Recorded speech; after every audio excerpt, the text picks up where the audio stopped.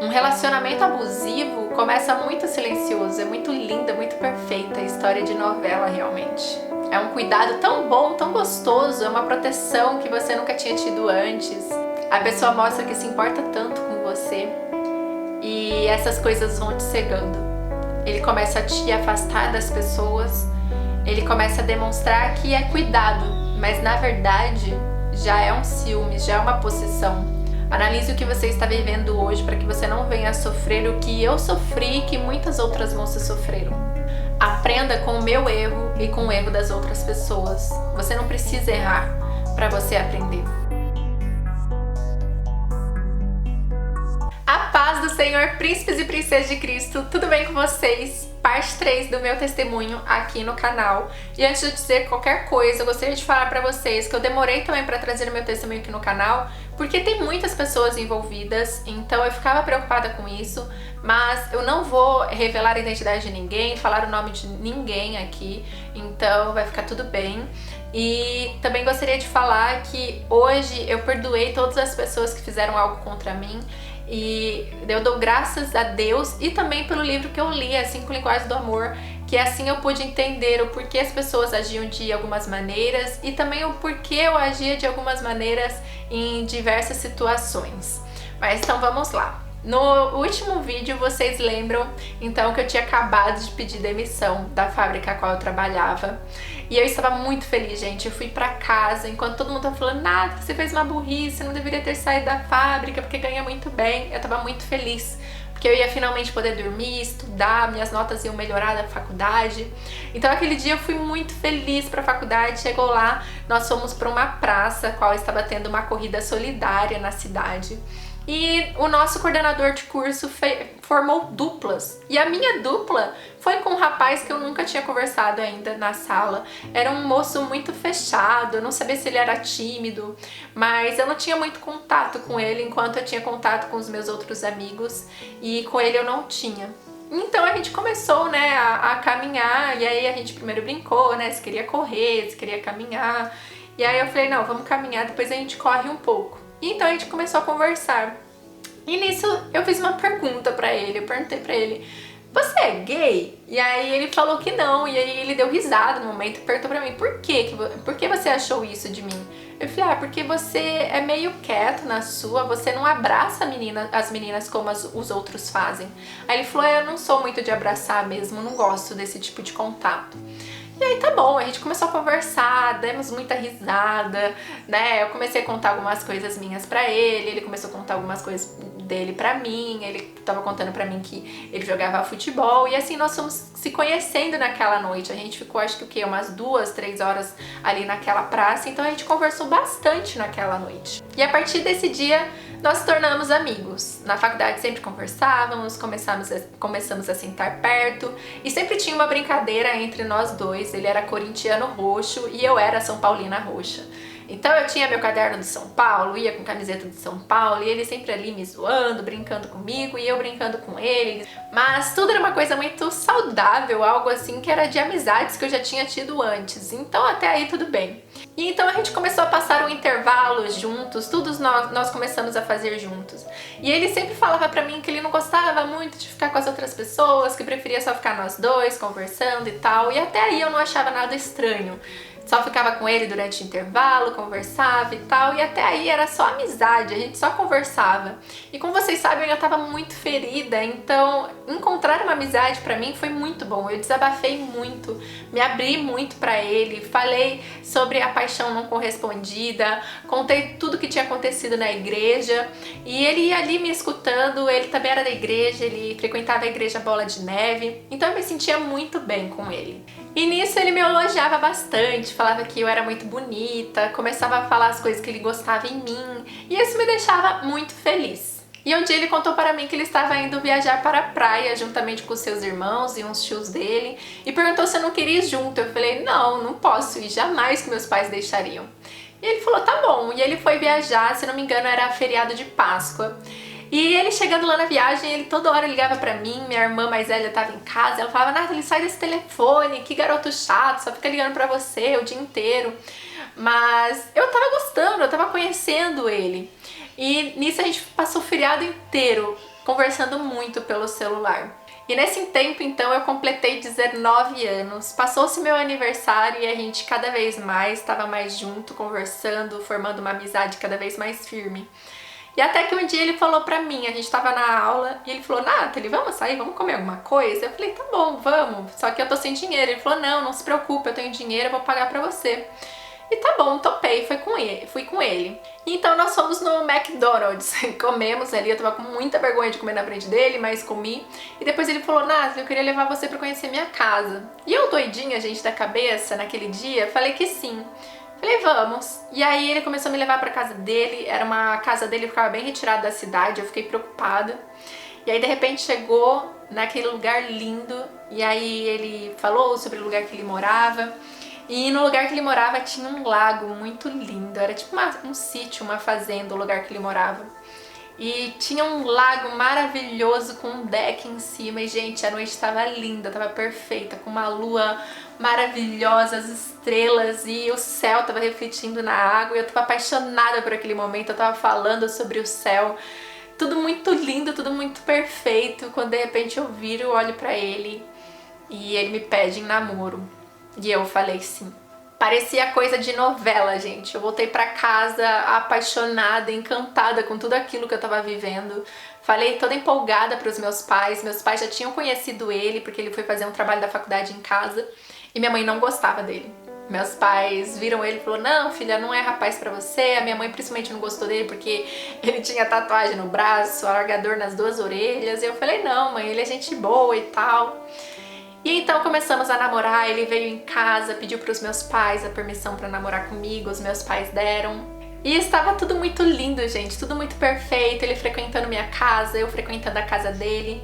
E cada vez mais ele demonstrava para mim que ele tinha muito cuidado comigo, ele tinha assim muita proteção e eu me sentia bem com isso, eu me sentia muito protegida com ele.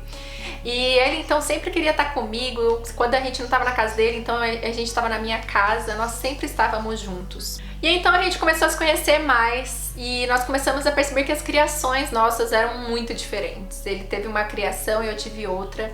Eu tive muita dificuldade na minha infância financeira, meus pais passaram por muitas dificuldades. Ele já não, ele já viveu uma infância, uma adolescência, ele vivia muito bem financeiramente. Então eu sempre estudei em escola pública, ele estudava em escola particular. E sempre tinha umas brincadeirinhas assim da parte dele sobre isso, né? Ele não gostava, tipo, quando eu conversava com o pai dele, contando coisas que eu vivi na minha infância, e o pai dele também se identificava, então a gente conversava bastante. E ele falava: ai, vocês ficam se fazendo de coitada, então sempre tinha essas brincadeiras. Mas até aí tudo muito normal, tudo muito leve. E nós dois, muito apaixonados, tomamos uma decisão que, gente, eu não tenho orgulho de contar isso pra vocês. Eu não me sinto feliz de ter acontecido isso comigo. E nós tomamos a decisão, então, de perdermos a virgindade um com o outro. Ele era virgem, eu também era. E nós tomamos essa decisão. E então chegou o dia dos namorados e a gente falou: não, vamos planejar, vamos combinar.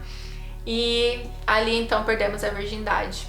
E naquele mesmo dia eu chorei muito porque eu lembrei de uma profecia.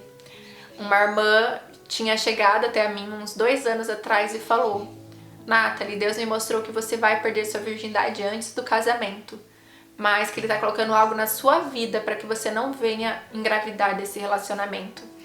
Quando eu recebi essa profecia, eu falei: não, imagina, esse é um sonho meu, casar virgem, jamais que eu vou fazer isso. E quando aconteceu isso, eu me senti tão culpada, eu chorei tanto, eu me sentia tão suja. Mas, como eu falei pra vocês, gente, não tava mais indo na igreja, eu tava desviada, ia de vez em quando, então, com esse meu namorado, na igreja dos meus pais. Fui algumas vezes na igreja Bola de Neve, mas não estava firme. Eu não tinha aquele peso tão grande do pecado. Tanto que no dia seguinte eu já estava muito bem. Mas os dois, então, tendo tido essa criação cristã, sabendo que aquilo era pecado, nós decidimos então pegar mais firme na igreja, falamos: não, vamos voltar para a igreja, e começamos a frequentar mais a igreja dos meus pais. Nisso, meu ex-namorado, ele ficou muito empolgado, ficava feliz, ele era muito assim com as coisas de Deus. Então ele decidiu que a gente precisava casar para que a gente não caísse mais em pecado. Só que ele decidiu casar, mas meio que não perguntou muito bem pra mim se eu queria realmente. E então nisso ele começou a falar de casamento, tava todo feliz falando sobre casamento. Na época, os pais dele tinham um apartamento, o pai dele falou que a gente poderia morar no apartamento. O apartamento era lindo, nós estávamos vivendo um sonho e toda aquela alegria, aquela empolgação. Mas eu fui cada vez mais ficando preocupada. A mãe dele também ficou muito feliz, começou a ver tudo, começou a ver decoração, pegar contato de lugares. E nisso eles queriam conversar com os meus pais pra falar sobre como ia pagar e tal, e os meus pais ficavam calados, eles não falavam nada. Por quê? Meus pais não tinham condição pra pagar um casamento, então meus pais também não falavam nada, e eu ficava quieta também enquanto eles falavam, até que chegou um dia que o meu ex-namorado ficou muito bravo, nervoso com isso, falou: espera aí, só a gente tá falando sobre casamento e você e sua família não, vocês não estão falando nada. E aí então eu falei pra ele: olha, meus pais não têm condição e eu não quero casar. Eu não sei como que entrou essa frase no coração dele, mas eu sei que naquele dia ele mudou muito o jeito dele comigo. E ele falou pra mim: então já que você não quer casar, então agora a gente só vai casar quando eu falar que é melhor a gente casar. E o que acontecia, gente? Eu não queria casar porque eu trabalhava, eu estudava e eu pensei: nossa, agora eu vou ser dona de casa também e esposa, eu não vou dar conta disso tudo. Falei, é muita novidade pra minha vida e eu não vou conseguir. Esse era o meu medo, gente, de casar. Eu não me sentia segura em casar. Fora que eu me achava muito nova, eu tinha 19, ele ainda tava com 18. Então pra mim isso era muito novo pra mim. E lembra que eu falei pra vocês que ele falou que não era muito de abraçar, e realmente, contato físico com ele era muito pouco. Então eu tive que ensinar ele a me abraçar, a me dar carinho, porque era muito difícil isso. Receber um elogio, muitas coisas assim, era muito difícil pra ele dar para mim um carinho, um abraço. Então eu tive que ensinar isso pra ele, e ele falava pra mim que ele estava aprendendo ainda. E ele falava pra mim: tenha paciência comigo porque eu tô aprendendo, eu não sou assim, nunca fui assim com as minhas outras namoradas. E assim foram, gente, 7 meses felizes, de muita risada, de um conhecendo o outro, foi muito bom. E quando chegou em dezembro, era férias da faculdade, então eu comecei a ficar mais com os meus pais e ele mais na casa dele. E então ele começou a sair com os amigos dele. Eu achava muito legal porque ele praticava alguns esportes e a gente estava fazendo educação física, então pra mim isso era muito legal. Eu falava: nossa, é assim que eu espero um marido meu, que gosta de fazer exercício físico. Então ele fazia futebol, fazia luta, então eu achava muito legal isso nele. Então ele sempre estava saindo com os amigos pra jogar futebol e tal. Só que comecei a perceber que ele começou a agir diferente comigo. Ele não me ligava mais tanto, não gostava tanto de conversar comigo, sempre estava dando desculpas, até que chegou antes do Natal e ele ligou pra mim e falou que estava muito confuso, que não sabia o que queria fazer, ele não sabia mais se gostava de mim. E eu, como nunca gostei dessa situação, eu falei pra ele: então vamos terminar, porque eu não consigo ficar desse jeito. Sem você gostar de mim, você confusa. Ele falou: não vamos terminar. Eu falei: não, a gente precisa terminar, não consigo namorar desse jeito. Passou o Natal, passou o Ano Novo, fui passar alguns dias na casa da minha irmã em São Paulo. E nesses dias na casa da minha irmã em São Paulo, eu tive uma conversa no Messenger com uma amiga minha e contei tudo o que tinha acontecido. Contei que eu tinha perdido a virgindade. E nisso eu esqueci que na loja dos meus pais o Messenger estava aberto. E a minha mãe viu a conversa. Naquele mesmo dia, minha mãe me ligou e minha mãe falou a frase mais difícil que eu já ouvi da minha vida da minha mãe. Minha mãe falou: Nathalie, eu não esperava isso de você. Eu tô muito decepcionada. Gente, aquilo, nossa, fez muito mal pra mim. Eu fiquei muito triste mesmo. Eu sempre amei muito a minha mãe, então eu podia, sabe, pisar na bola com qualquer pessoa, menos com a minha mãe. Então isso me entristeceu muito. E minha mãe falou uma outra frase que isso martelava muito na minha cabeça, que era: agora que você perdeu sua virgindade, você nunca mais vai conseguir casar com outra pessoa. Ninguém vai te querer, um rapaz da igreja não vai te querer. Eu sei que minha mãe falou aquilo porque ela estava decepcionada comigo, mas querendo ou não, aquilo entrou no meu coração de verdade. Eu fiquei muito triste por ter falhado com a minha mãe. E então eu voltei pra casa e um dia o meu celular tocou. Eu peguei o celular, atendi e perguntei quem era. E era meu ex-namorado. Ele falou: nossa, você já esqueceu meu número? Já apagou meu número? E eu falei que sim, que eu já tinha apagado, que eu queria esquecer. E ali ele falou pra mim que estava arrependido, que queria voltar. E eu tava muito com a frase da minha mãe na minha cabeça. E aí, então eu voltei com ele. Ele falou pra mim que nós iríamos viajar, que já tava tudo planejado e eu fiquei muito feliz. Mas eu já quero adiantar pra você que a partir desse dia nunca mais voltou a ser como era antes. Um relacionamento abusivo começa muito silencioso, é muito linda, muito perfeita, história de novela realmente. É um cuidado tão bom, tão gostoso, é uma proteção que você nunca tinha tido antes. A pessoa mostra que se importa tanto com você e essas coisas vão te cegando. Ele começa a te afastar das pessoas, ele começa a demonstrar que é cuidado, mas na verdade já é um ciúme, já é uma possessão. Analise o que você está vivendo hoje para que você não venha a sofrer o que eu sofri e que muitas outras moças sofreram. Aprenda com o meu erro e com o erro das outras pessoas. Você não precisa errar para você aprender. E é isso, gente. Mais um vídeo do meu testemunho. Vocês sabem que não tem sido fácil. Às vezes eu fico até com insônia de tanto que eu penso. Mas já tenho visto que tem sido muito bom. O vídeo anterior, muitas moças já chegaram até mim para conversar sobre.